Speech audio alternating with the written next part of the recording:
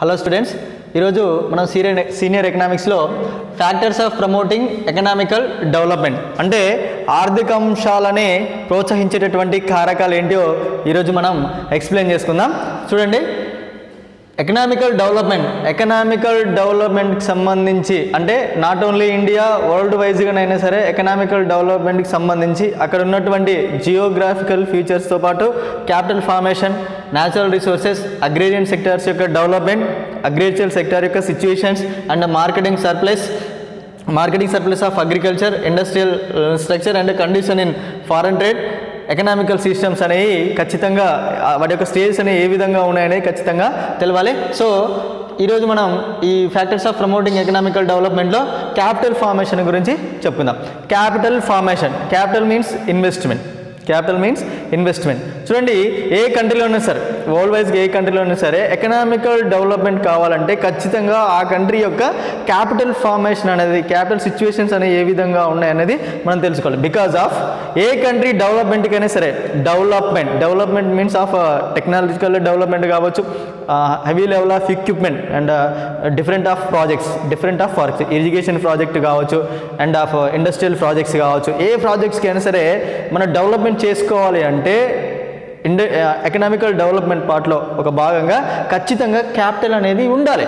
ఏ కంట్రీలో అయితే capital levels ఈరోజు హెవీగా ఉన్నాయో, క్యాపిటల్ ఫార్మేషన్ అనేది బాగా ఉందో, వాటిని ఏమని పిలుచుకుంటున్నాం ఈరోజు? డెవలప్డ్ కంట్రీస్గా పిలుచుకుంటున్నాం. అంటే లైక్ దట్ ఇండియా, భారతదేశం లాంటి దేశాలలో ఈ క్యాపిటల్ ఫార్మేషన్ అనేది చాలా తక్కువగా ఉంది. క్యాపిటల్ ఫార్మేషన్ తక్కువగా ఉండడానికి గల కారణాలు ఏంటంటే సేవింగ్స్ లెవెల్స్ అనేవి తక్కువగా ఉండడం వల్ల క్యాపిటల్ ఫార్మేషన్ కూడా తక్కువగా ఉంటుంది. ఓకేనా? అంటే ఏంది, క్యాపిటల్ ఫార్మేషన్ తక్కువగా ఉండడానికి మెయిన్ రీజన్ ఏంటిది? సేవింగ్స్ పవర్స్ అనేది తక్కువగా ఉండడమే. క్యాపిటల్ మీన్స్ ఇన్వెస్ట్మెంట్ పెట్టుబడి. ఓకేనా? మరి క్యాపిటల్ ఫార్మేషన్ అనేది గవర్నమెంట్ దగ్గర తక్కువగా ఉండడం వల్ల, ఓకేనా, ఆ కంట్రీలో ఉన్నటువంటి పర్సన్స్ యొక్క ఇన్కమ్స్ లెవెల్స్ అనేవి, సేవింగ్స్ లెవెల్స్ అనేవి తక్కువగా ఉండడం వల్ల క్యాపిటల్ ఫార్మేషన్ కూడా చాలా తక్కువగా ఉండడం అనేది జరిగింది. మీకు ఇంతకుముందు క్లాస్లో ఏ విధంగా చెప్పినంటే ఇండియా లాంటి దేశాలలో అంటే లైక్ దట్ ఇండియా డెవలపింగ్ కంట్రీస్లో more than labour power depend on agriculture sector. So agriculture సెక్టార్లో వచ్చేటటువంటి ప్రొడక్షన్కి ఎక్కువగా డిమాండ్ లేకపోవడం వలన అగ్రికల్చర్స్ మీద డిపెండ్ అయినటువంటి లేబరర్స్కి ఇన్కమ్స్ లెవెల్స్ అనేవి తక్కువగా ఉండడం వల్ల, వాళ్ళ సేవింగ్స్ లెవెల్స్ తక్కువగా ఉండడం వల్ల ఆటోమేటిక్గా క్యాపిటల్ ఫార్మేషన్ కూడా తక్కువగా ఉంటుంది అని చెప్పొచ్చు ఆ సెక్టార్లో. సో ఇక్కడ మనం ఇండియా లాంటి దేశాలకు పోల్చుకున్నట్లయితే అంటే ఇక్కడ ఇండస్ట్రియల్ డెవలప్మెంట్ అనేది 100% కంప్లీట్గా లేదు. సర్వీస్ సెక్టర్ డెవలప్మెంట్ అనేది 100% కంప్లీట్గా లేదు. అంటే కంపారిజన్ టు డెవలప్డ్ కంట్రీస్తో పోల్చుకుంటే చాలా తక్కువగా ఉండడం వల్ల మనలాంటి దేశాలలో ఈ క్యాపిటల్ ఫార్మేషన్ అనేది చాలా తక్కువగా ఉంది. సో ఇక్కడ కాన్సెప్ట్ ఏంటంటే మనలాంటి దేశాలు కూడా క్యాపిటల్ ఫార్మేషన్ కనుక కరెక్ట్గా ఇంప్రూవ్మెంట్ చేసుకున్నట్లయితే, మూలధన సంచలనం అంటే క్యాపిటల్ని కూడా బాగా హెవీ లెవెల్ ఆఫ్ క్యాపిటల్ మన దగ్గర కూడా ఉన్నట్లయితే ఎడ్యుకేషన్కి సంబంధించి కావచ్చు, ఓకేనా, హెల్త్ సంబంధించి కావచ్చు, టెక్నాలజికల్ సంబంధించి కావచ్చు, అర్థమైనా, different of heavy level of projects సంబంధించి అంటే ఏంది ఇన్ఫ్రాస్ట్రక్చర్ ఫెసిలిటీస్ కావచ్చు. ఇవన్నీ కూడా ఇంటర్నేషనల్ లెవెల్కి కాంపిటేటివ్ క్వాలిటీలో కానివ్వండి, క్వాంటిటీలో కానివ్వండి పోటీ పడే విధంగా మనం తెచ్చుకోవడానికి అవకాశం అనేది ఉంటుంది. సో ఈరోజు ఏమంటారంటే ఇండియా లాంటి దేశాలు డెవలప్ కావాలంటే క్యాపిటల్ ఫార్మేషన్ కూడా కరెక్ట్గా ఉండాలి. క్యాపిటల్ ఫార్మేషన్ ఎక్కువగా ఉండాలంటే సెక్టార్స్ డెవలప్మెంట్ అనేది ఉండడం వల్ల, ఎంప్లాయ్మెంట్ అనేది కల్పించడం వల్ల, వాళ్ళకి ఇన్కమ్ లెవెల్స్ అనేవి మంచిగా రావడం వల్ల, సేవింగ్స్ లెవెల్స్ ఇంప్రూవ్మెంట్ కావడం వల్ల క్యాపిటల్ ఫార్మేషన్ని పెంచుకోవడానికి అవకాశం అనేది ఉంటుంది. నెక్స్ట్ ఏంటిది? Natural resources. చాలామంది ఎకనామిక్స్లు ఏమని చెప్పారంటే ఏ కంట్రీ అయితే న్యాచురల్ రిసోర్సెస్ని మంచిగా యూజ్ చేసుకుంటుందో ఆ కంట్రీ ఖచ్చితంగా డెవలప్డ్ కంట్రీగా పిలువబడుతుంది అని చెప్పాను. ఇప్పుడు ఇండియా లాంటి దేశాలు, భారతదేశం లాంటి దేశాలు మరి న్యాచురల్ రిసోర్సెస్ని ఏ విధంగా యూజ్ చేసుకుంటున్నాయి అనేది చెప్తా. అయితే జియోగ్రాఫికల్ ఇండియాలో నెంబర్ ఆఫ్ న్యాచురల్ రిసోర్సెస్ ఉన్నాయి. అంటే భూమి లోపల నెంబర్ ఆఫ్ న్యాచురల్ రిసోర్సెస్ ఉన్నాయి, కానీ వాటిని బయటికి తీసి యూజ్ చేసుకునేటటువంటి కెపాసిటీ ఇండియా దగ్గర ఉందా లేదా అనేది ఇక్కడ ప్రైమరీ క్వశ్చన్. అర్థమైందంటే జియోగ్రాఫికల్లీ ఇండియాలో number of natural resources and iron కానివ్వండి, అర్థమైనా, అండ్ పెట్రోలియం, క్రూడ్ ఆయిల్కి సంబంధించి like that, crude oil and mining సంబంధించినటువంటివి కానివ్వండి, ఓకేనా, ఇవన్నీ నెంబర్ ఆఫ్ ఉన్నాయి మన దగ్గర. కానీ వాటిని బయటికి తీసేటటువంటి కెపాసిటీ, బయటికి తీసి యూజ్ చేసేటటువంటి టెక్నాలజీ, ఓకేనా, ఆ సిస్టమ్ అనేది మన దగ్గర ఇండియా దగ్గర ఉందా లేదా అనేది ఇక్కడ ప్రైమరీ క్వశ్చన్.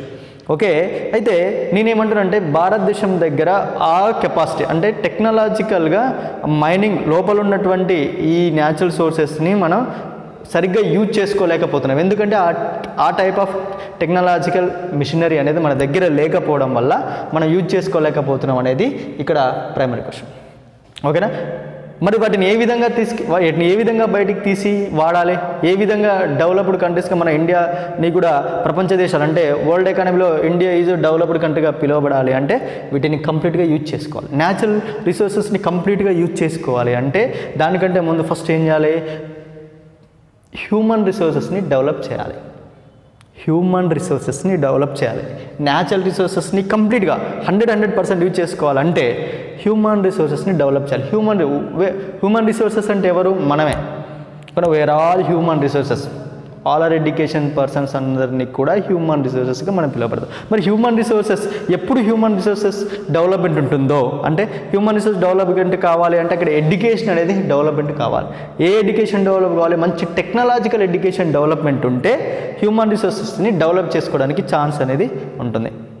ఓకేనా, హ్యూమన్ రిసోర్సెస్ డెవలప్ అయ్యి టెక్నాలజికల్ ఎడ్యుకేషన్ డెవలప్ చేయడం వల్ల మన మిషనరీని మనమే తయారు చేసుకునేటటువంటి కెపాసిటీ ఉన్నట్లయితే న్యాచురల్ రిసోర్సెస్ని బాగా యూజ్ చేసుకోవచ్చు. న్యాచురల్ రిసోర్సెస్ని అంటే ఇరిగేషన్ ఫెసిలిటీకి సంబంధించి కావచ్చు, ఓకేనా, పెట్రోల్, డీజిల్, ఓకే, మైనింగ్ సంబంధించినవి కావచ్చు, క్రూడ్ ఆయిల్, ఓకేనా, గోల్డ్, ఓకే, అల్యూమినియం, ఇలాంటి వాటి అన్నిటినీ కూడా ల్యాండ్లోకి వెళ్ళి తీసి వాటిని యూజ్ చేసుకునేటటువంటి కెపాసిటీని సెల్ఫ్గా మనం చేసుకునే ఆటోమేటిక్గా డెవలప్మెంట్ కావడం అనేది జరుగుతుంది. ఇప్పుడు కోస్టల్ ఏరియా ఉంటుంది. కోస్టల్ ఏరియా అంటే మీకు ఉండదు.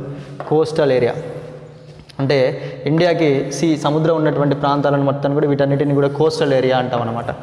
ఓకే, ఇటు గుజరాత్ నుంచి ఇటు పశ్చిమ బెంగాల్ వరకు ఇదంతా కూడా మనకు కోస్టల్ ఏరియా. మరి కోస్టల్ ఏరియా కూడా డిఫరెంట్ మినరల్స్ ఉంటాయి సముద్రంలో. అక్కడ ఉన్నటువంటి బే ఆఫ్ బెంగాల్లో కానివ్వండి, అక్కడ మొత్తం డిఫరెంట్ మినరల్స్ అనేది దొరుకుతాయి. ఓకేనా, ఇప్పుడు ఫిషరింగ్ ఉంది. It is one type of natural resources. ఆ ఫిషరింగ్ని కూడా ఏ విధంగా యూజ్ చేయగలుగుతున్నాం, సీలో ఉన్నాడు అంటే సముద్రంలో ఉన్నటువంటి ఆ మినరల్స్ని కూడా మనం బయటికి తీసి యూజ్ చేసేటువంటి కెపాసిటీ మన దగ్గర ఉందా లేదా, ఇవన్నీ కూడా మనకి ఇక్కడ ఉన్నటువంటి అంటే ఈ యూజెస్ని మనం యూజ్ చేసుకోగలుగుతున్నామా లేదా అనేది ఇక్కడ ప్రైమరీ క్వశ్చన్. అంటే డిఫరెంట్ అంటే డెవలప్డ్ కంట్రీస్ మొత్తం వాటన్నిటిని ఎప్పుడూ యూజ్ చేసుకోగలిగాయి, కానీ ఇండియా లాంటి దేశాలు ఇప్పటికీ కూడా యూజ్ చేసుకోలేకపోతున్నాయి. ఎందుకు పోతున్నాయి అంటే మన దగ్గర ఆ టెక్నాలజీ లేకపోవడం వల్లనే యూజ్ చేసుకోలేకపోతున్నాం అనేది ఇక్కడ దానికి సమాధానం. నెక్స్ట్ ఏంటిది? Agrarian sector. ఆల్రెడీ పాస్ట్ క్లాస్లో అంటే నేను లాస్ట్ టైం చెప్పినటువంటి 3-4 క్లాసెస్లో చెప్పేసిన ఏమని చెప్పిన, అగ్రేరియన్ సెక్టార్స్ ఇండియాలో number of labourers they are depend on agrarian sector. ఓకేనా, మరి అగ్రేరియన్ సెక్టార్ మీద డిపెండ్ అయినప్పుడు అగ్రేరియన్ సెక్టార్ నుంచి వచ్చేటటువంటి ప్రొడక్షన్ అనేది అక్కడ వచ్చేటటువంటి లేబర్కి వచ్చే వేతనాలతో ఈక్వల్గా ఉందా లేదా? Listen carefully. అగ్రేరియన్ సెక్టార్ నుంచి వచ్చేటటువంటి ప్రొడక్షన్ అగ్రేరియన్ లేబర్కి ఇచ్చేటటువంటి వేజెస్కి ఈక్వల్గా ఉందా లేదా? అంటే ఇక్కడ ఏంది, ఆ ప్రొడక్షన్కి ఇంటర్నేషనల్ మార్కెట్లో డిమాండ్ అనేది ఎక్కువగా లేదు. డిమాండ్ అనేది ఎక్కువగా లేకపోవడం వల్ల దాని నుంచి వచ్చేటటువంటి రెవెన్యూ కూడా చాలా తక్కువగా ఉంది.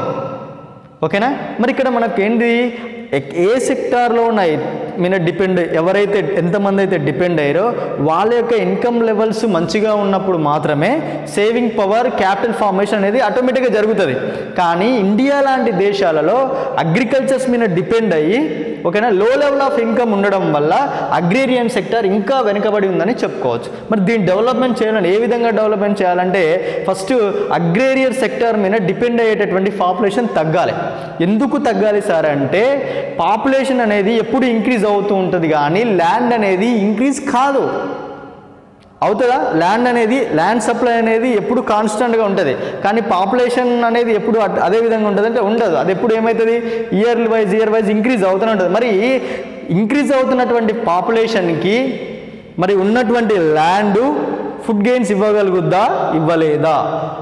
పాపులేషన్ ఇంక్రీజ్ కావడం వల్ల డిఫరెంట్ ఇండస్ట్రీస్ అనేది మనం ల్యాండ్ మీద ఇంప్లిమెంట్ చేస్తున్నాం.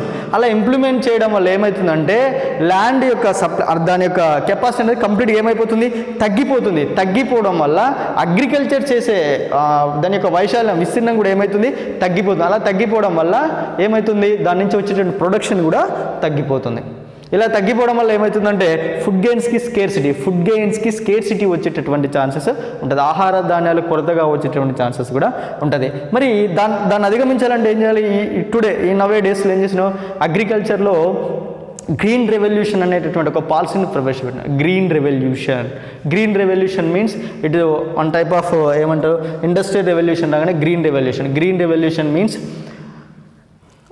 high level of HYV high yield varieties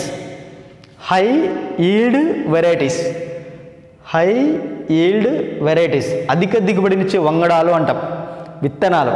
ఇప్పుడు మనం వాడుతున్నటువంటి బీటీ విత్తనాలు, సోనా మైసూరి, సాంబా మైసూరి, అర్థమైనా ఆర్ఎన్ఆర్లు అనేటటువంటి మన గ్రామీణ ప్రాంతాలలో పేర్లు వింటాం. అవన్నీ కూడా ఏంటి, హై ఈల్డ్ వెరైటీస్ విత్తనం, వాటన్నిటిని కూడా అంటాం high yield varieties. Heavy level of irrigation facilities. First ఏంటిది, హై ఈల్డ్ వెరైటీస్. సెకండ్ ఏంటిది, heavy level of irrigation facilities. Third ఏంటిది, గుడ్ ఫర్టిలైజర్ స్పెసిలిటీస్. ఓకేనా? వీటన్నిటిని యూజ్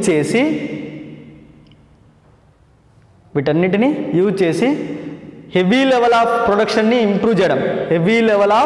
ప్రొడక్షన్ని ఇంప్లిమెంట్ చేయడాన్నే గ్రీన్ రెవల్యూషన్ అంటాం. మళ్ళీసారి చెప్తున్నా వినండి. ఒకటేంటిది HYV high yield varieties. Next ఏంటిది, high level of irrigation facilities. Next ఏంటిది, గుడ్ ఫర్టిలైజర్ స్పెసిలిటీస్. రసాయనిక ఎరువుల వాడకాన్ని వీటన్నిటిని యూజ్ చేసి అధిక దిగుబడినిచ్చేటువంటి విత్తనాలను వీటన్నిటిని వాడి ప్రొడక్షన్ని ఇంప్రూవ్, అంటే ఎక్కువ మొత్తంలో ఉత్పత్తిని, ఎక్కువ మొత్తంలో ప్రొడక్షన్ని సాధించడాన్నే ఇక్కడ మనం ఏమంటామంటే గ్రీన్ రెవల్యూషన్ అంటాం. అదే ఈ మూడింటిని యూజ్ చేసి ప్రొడక్షన్ ఏం చేస్తున్నాం, మనం బాగా ఇంప్రూవ్మెంట్ చేస్తున్నాం. అర్థమైందా? అంటే before green revolution, after green revolution మన ఇండియాలో ప్రొడక్షన్ లెవెల్ అనేది చాలా హెవీగా పెరిగినాయని చెప్పవచ్చు. అర్థమైందా? అంటే అగ్రికల్చర్లో గ్రీన్ రెవల్యూషన్ పెట్టిన తర్వాత మంచి ప్రొడక్షన్ అనేది ఇంప్రూవ్మెంట్ అయింది. దాంతో పాటే ఇప్పుడు ఏం చేస్తున్నాం, అగ్రికల్చర్ సెక్టార్లో టెక్నాలజీని వాడుతున్నాం. చూడండి, పాస్ట్ డేస్లో లేబర్ పవర్ని బాగా యూజ్ చేస్తాం. అంటే లేబర్ పవర్ని యూజ్ చేసిన చేతులతోటి ఇంకా క్లాసికల్ మెథడ్స్ అనమాట, కొడవలతోటి కోయడం, అర్థమైనా మోయడం, అలాంటివి యూజ్ చేస్తున్నాం. Now days agriculture sectors complete depend on technology. అంటే హార్వెస్టర్స్. ఓకేనా? వీఆర్ ఆల్ యూజింగ్ హార్వెస్టర్ని యూజ్ చేయడం వల్ల, ఆ మిషనరీని యూజ్ చేయడం వల్ల అంతా కూడా దాంట్లో వర్కింగ్ అనేది చాలా ఈజీగా అయిపోవడం అనేది జరుగుతుంది. దానివల్ల అగ్రికల్చర్ సెక్టర్ కూడా కొంతవరకు డెవలప్మెంట్ ఉందని చెప్పవచ్చు. నెక్స్ట్ ఉన్నటువంటి ఏంటిది, మార్కెటబుల్ సర్ప్లస్ ఆఫ్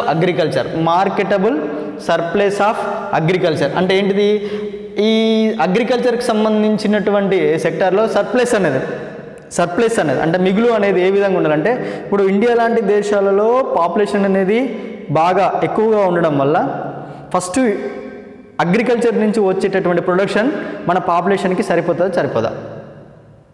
ఓకేనా? అంటే మన ఇండియాలో మనం పండించేటటువంటి మనకు వచ్చేటటువంటి అగ్రికల్చర్ ప్రొడక్షన్ ఇండియాలో ఉన్నటువంటి పాపులేషన్కి సరిపోయిందనుకో, మిగిలిన సర్ప్లస్ని ఏం చేస్తాం, అవుట్ ఆఫ్ కంట్రీస్కి ఎక్స్పోర్ట్ చేస్తాం. ఒకవేళ ఆ సర్ప్లస్ అనేది లేకపోతే ఏం చేస్తుంటాం, మన ఇండియాలో ఉన్నటువంటి పాపులేషన్కి ఫుడ్ గెయిన్ స్కేర్సిటీ ఏర్పడితే ఇంపోర్ట్ చేసుకుంటాం. ఓకేనా? మరి ఇక్కడ ఏంది, ఇప్పుడున్నటువంటి పాపులేషన్కి మన దగ్గర ఉన్నటువంటి సిచ్యువేషన్ ఏంటంటే ఫుడ్ గెయిన్స్ని ఎక్స్పోర్ట్ కాకుండా ఇంపోర్ట్ చేసుకునేటటువంటి ఛాన్సెస్ ఇప్పుడు బాగా ఉన్నాయి. బికాజ్ ఆఫ్ డెవలప్మెంట్ లేకపోవడమే, అగ్రికల్చర్ సెక్టార్లో చెప్పుకున్నంత స్థాయిలో డెవలప్మెంట్ లేకపోవడమే. ఓకేనా. ఎవెనెవర్ ఎప్పుడైతే ఈ అగ్రికల్చర్ సెక్టార్లో మార్కెటబుల్ సర్ప్లస్ ఉంటుందో అప్పుడే మన ఇండియా లాంటి కంట్రీస్ని కూడా డెవలప్మెంట్ కంట్రీస్లో వన్ ఆఫ్ ద పార్ట్గా చెప్పుకోవడానికి ఛాన్సెస్ అనేది ఉంటుంది. అలా చేయడం కోసమే ఈ హెచ్వైవి వీల్స్ని, హెవీ లెవెల్ ఆఫ్ ఇరిగేషన్ ఫెసిలిటీస్ని, గుడ్ ఫర్టిలైజర్స్ ఫెసిలిటీస్ని ఇన్వెస్ట్ చేసుకోవడం అనేది జరిగింది. నెక్స్ట్ ఏంటిది? Industrial sector. It is one of the most important sector. Industrial sectors development అనేది ఏ కంట్రీలోనైనా సరే, అంటే ఇప్పుడు మనం పిలుచుకుంటున్నటువంటి డెవలప్డ్ కంట్రీస్ మొత్తం కూడా ఇండస్ట్రియల్ సెక్టార్లోనే 100కి 100% డెవలప్ అయినాయి. అంటే మన ఇండియా లాంటి దేశాలనుకో industrial sector small scale industries అంటాం. Small scale industries, large scale industries, heavy level of industries అని ఒక 3 పేర్లతో పిలుచుకోవడం అనేది జరుగుతుంది. ఓకేనా. అయితే మరి ఇండియా లాంటి దేశాలలో ఈ ఇండస్ట్రీస్ డెవలప్మెంట్ అనేది ఎంతవరకు జరిగింది, ఏ విధంగా జరిగింది అనేది కూడా ఇప్పుడు మనం మాట్లాడుకుందాం. ఇండస్ట్రీస్ డెవలప్ అనేది అంటే comparison to foreign countries, developed కంట్రీస్తో పోల్చుకుంటే చాలా తక్కువగా మన ఇండియాలో ఉందని చెప్పుకోవచ్చు. అంటే ఇప్పుడు nowadays industrial sharing NNP, GNP just 20 to 30%, just 20 to 30%. అంటే మరి డెవలప్డ్ కంట్రీస్లో ఎంత ఉంది? ఈ ఇండస్ట్రియల్ సెక్టర్ నుంచి వచ్చే జిఎన్పి కానివ్వండి, ఎన్ఎన్పి కానివ్వండి ఎంత ఉందంటే 80 to 90%. ఓకేనా. మనలాంటిది అంటే ఇండియా లాంటి దేశాల్లో అగ్రికల్చర్ సెక్టార్ యొక్క షేర్ ఎక్కువగా ఉంటే మరి డెవలప్డ్ కంట్రీస్లో డెవలప్డ్ కంట్రీస్లో ఏమవుతుంది? ఇండస్ట్రియల్ సెక్టార్ యొక్క షేరింగ్ అనేది ఎక్కువగా ఉంది. మరి ఇండస్ట్రియల్ సెక్టార్ నుంచి వచ్చేటటువంటి ప్రొడక్షన్కి మార్కెట్లో అంటే ఇంటర్నేషనల్ మార్కెట్లో మంచి డిమాండ్ ఉండడం వల్ల ఆ కంట్రీస్కి మంచి ఎర్నింగ్, మంచి సంపాదన అనేది రావడం వల్ల వాటన్నిటిని కూడా ఈరోజు మనం ఏమని పిలుచుకుంటున్నాం? డెవలప్డ్ కంట్రీస్ అని పిలుచుకుంటున్నాం. లైక్ దట్ ఇండియా లాంటి దేశాలు అగ్రికల్చర్ మీద ఎక్కువగా డిపెండ్ అయ్యి ఉండి వాటికి ఇంటర్నేషనల్ మార్కెట్లో డిమాండ్ లేకపోవడం వల్ల మనలాంటి దేశాలన్నింటినీ కూడా ఏమని పిలుచుకుంటున్నాం? డెవలపింగ్ కంట్రీస్గా పిలుచుకోవడం అనేది జరుగుతుంది. అయితే ఈ ఇండస్ట్రియల్ సెక్టార్కి సంబంధించిన small scale sector, middle scale sector, small scale sector, middle scale sector, అర్థమైందా? Large sectors and heavy sector of industries 4 టైప్స్గా డివైడ్ చేశాడు. ఒకటి స్మాల్ స్కేల్ సెక్టార్ ఇండస్ట్రీస్, ఒకటి small scale sector industries, 2 middle scale sector industries, 3 large scale sector industries, 4 heavy scale sector industries. ఇలా industrial సెక్టార్కి సంబంధించి 4 టైప్స్గా divide చేసి మరి దాని మీద ఇన్వెస్ట్మెంట్ డెవలప్మెంట్ ఏ విధంగా చేసుకోవాలనేది కూడా వెరీ ఇంపార్టెంట్ పాయింట్. అంటే స్మాల్ స్కేల్ ఇండస్ట్రీస్ ఎన్ని ఉన్నాయి, ఓకేనా, ఇంకా ఎన్ని ఎక్స్పాన్షన్ చేయాలి, దానివల్ల నుంచి వచ్చేటువంటి ప్రొడక్షన్ ఎంత ఉంది, దాని నుంచి వచ్చేటటువంటి ఇన్కమ్ ఎంత ఉంది, దాంట్లో ఎంప్లాయ్మెంట్ ఎంత చేస్తారు అనేటటువంటి వాటినన్నింటిని కూడా పాయింట్ వైజ్గా అంటే small scale sector, middle scale sector, large scale sector, heavy scale sector ఈ విధంగా మనం పాయింట్అవుట్ చేసుకురావడం అనేది జరుగుతుంది. Next conditions in foreign trade అంటే ఏంటిది? మనకు ఒక కంట్రీ అదర్ కంట్రీస్ తోటి ఆ గూడ్స్ విషయంలో ట్రేడింగ్ చేసినట్లయితే దాన్ని ఏమంటాం మనం? ఫారెన్ ట్రేడ్ అంటాం. మరి ఫారెన్ ట్రేడ్లో ఇండియా యొక్క షేరింగ్ ఎంత ఉంది? ఫారెన్ ట్రేడ్లో ఇండియా యొక్క షేరింగ్ ఎంత ఉంది అంటే సార్ షేరింగ్ ఎంత ఉంది మరి అని ఎట్లా ఏ విధంగా చెప్పగలుగుతాం? ఇండియాలో అగ్రికల్చర్ యొక్క ప్రొడక్షన్, ఇండస్ట్రీల యొక్క ప్రొడక్షన్, సర్వీస్ సెక్టార్ యొక్క ప్రొడక్షన్ ఇండియన్స్కి కంప్లీట్గా కన్సంప్షన్ అయిన తర్వాత మిగతా దాన్ని ఏం చేసుకుంటాం? అవుట్ ఆఫ్ కంట్రీస్కి ఎక్స్పోర్ట్ చేసాం. ఓకేనా. అయితే లైక్ దట్ ఇండియా లాంటి దేశాలలో ప్రొడక్షన్ ఉన్నప్పటికీ కూడా పాపులేషన్ అనేది హెవీగా ఉండడం వల్ల కన్సంప్షన్ కూడా హెవీగానే ఉంటుంది. ఓకేనా. హెవీగా ఉన్నటువంటి కన్సంప్షన్ పోగా మిగతా దాన్ని ఏం చేస్తాం? ఫారిన్ కంట్రీస్కి ఎక్స్పోర్ట్ చేయడం అనేది జరుగుతుంది. ఓకేనా. ఇప్పుడు ఒక అమెరికాని తీసుకుందాం. అమెరికా యొక్క పాపులేషన్ ఎంత? జస్ట్ 30 to 40 crores ఉంటుంది. మరి ఇండియా యొక్క పాపులేషన్ చూసుకున్నట్టయితే 121 crores ఉంటుంది. ఇప్పుడు అమెరికా ఏం చేస్తుంది? హెవీ లెవెల్ ఆఫ్ ప్రొడక్షన్ని అగ్రికల్చర్ సెక్టార్లో కానివ్వండి, ఇండస్ట్రియల్ సెక్టార్లో కానివ్వండి, సర్వీస్ సెక్టార్లో కానివ్వండి హెవీ లెవెల్ ఆఫ్ ప్రొడక్షన్ని చేస్తుంది. అక్కడ ఉన్నటువంటి పాపులేషన్ చాలా తక్కువ కాబట్టి వాళ్ళ కన్సంప్షన్ చాలా తక్కువ. మిగతా హెవీ లెవెల్ ఆఫ్ ప్రొడక్షన్ ఏం చేస్తుంది? సర్ప్లస్ ప్రొడక్షన్ని, ఆ 3 సెక్టర్కి సంబంధించిన సర్ప్లస్ ప్రొడక్షన్ ఏం చేస్తుంది?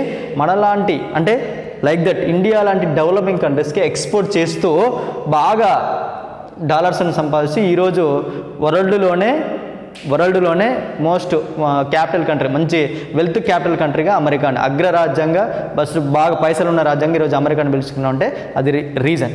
ఓకేనా. మరి మన యొక్క ఇండియా యొక్క ఫారెన్ ట్రేడ్లో మన యొక్క ఇండియా లాంటి దేశాల యొక్క కండిషన్ మంచిగా ఉండాలంటే అగ్రేరియన్ సెక్టర్ డెవలప్ కావాలి, ఇండస్ట్రియల్ సెక్టర్ డెవలప్ కావాలి, అండ్ సర్వీస్ సెక్టర్ యొక్క పార్ట్ కూడా డెవలప్ కావాల్సినటువంటి అవకాశం ఎంతైనా ఉంది. నెక్స్ట్ ఏంటిది, ఎకనామిక్ సిస్టమ్. చూడండి, ఇప్పుడు నేను చెప్పినటువంటి ఫ్యాక్టర్ ప్రమోటింగ్ ఎకనామికల్ డెవలప్మెంట్లో ఇవన్నీ డెవలప్ కావాలన్నా సరే ఎకనామికల్ సిస్టమ్ అనేది కరెక్ట్గా ఉండాలి. ఎకనామికల్ సిస్టమ్ అంటే ఇండియా యొక్క ఎకనామికల్ సిస్టమ్, పొలిటికల్ సిస్టమ్ ఏం చేస్తుంది, ఎకనామికల్ సిస్టమ్ డిసైడ్ చేస్తుంది. అంటే పొలిటికల్ సిస్టమ్ ఏం చేస్తుంది, ఎకనామికల్ పాలసీస్ అన్నిటినీ కూడా డిసైడ్ చేయడం అనేది జరుగుతుంది.